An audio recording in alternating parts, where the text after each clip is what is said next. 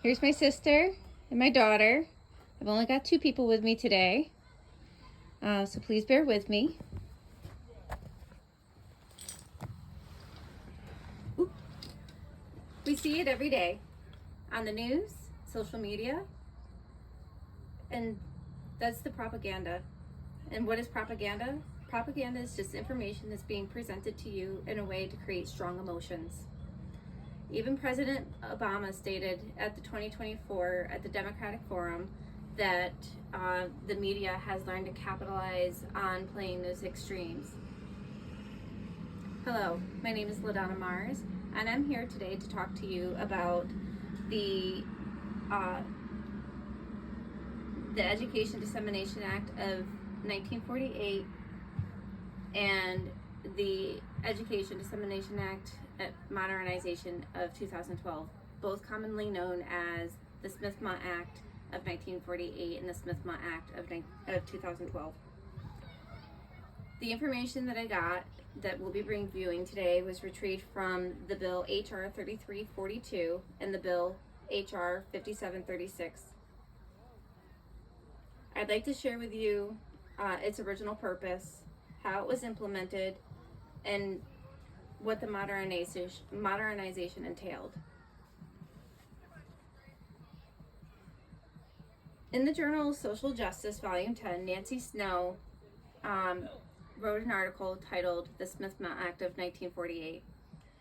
And she explains how the Smith-Mundt Act was an expansion of America's very first propaganda program. It was meant to help promote better relations between the United States and foreign nations. But how is this accomplished? We were able to accomplish this by on a reciprocal basis of exchange of students, teachers, trainees, and leaders of fields of specialized knowledge. But even more importantly, it allowed the Secretary to provide the information about the United States, its people, and its policies through the press, publications, radio, media, motion pictures, and other information outlets. Whether those media outlets were public or private, to those outside of the United States. And that's the key point here, is the 1948 Act allowed for information sharing to those outside of the United States.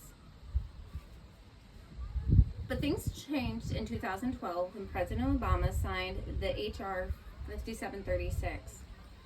The HR 5736, again, most commonly noted to be the Smith-Mundt Act Modernization of 2012, no longer prohibited providing information about its operations, policies, or programs to the members of the United States media, the public, or its Congress.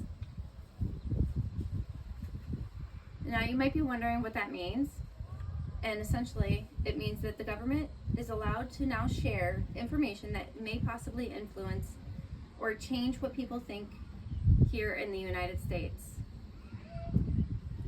Now I also know that this brings up 2 main concerns for a lot of people. And the first one is, does that mean that the United States government is trying to influence its citizens? And 2, what guarantee do we have that the information that we're getting is both balanced and accurate? And all I can tell you is that according to the U.S. Global Agency for Global Media, is that no, they're not here to influence us. And yes, their journalists are legally mandated to report information to you in an unbiased manner.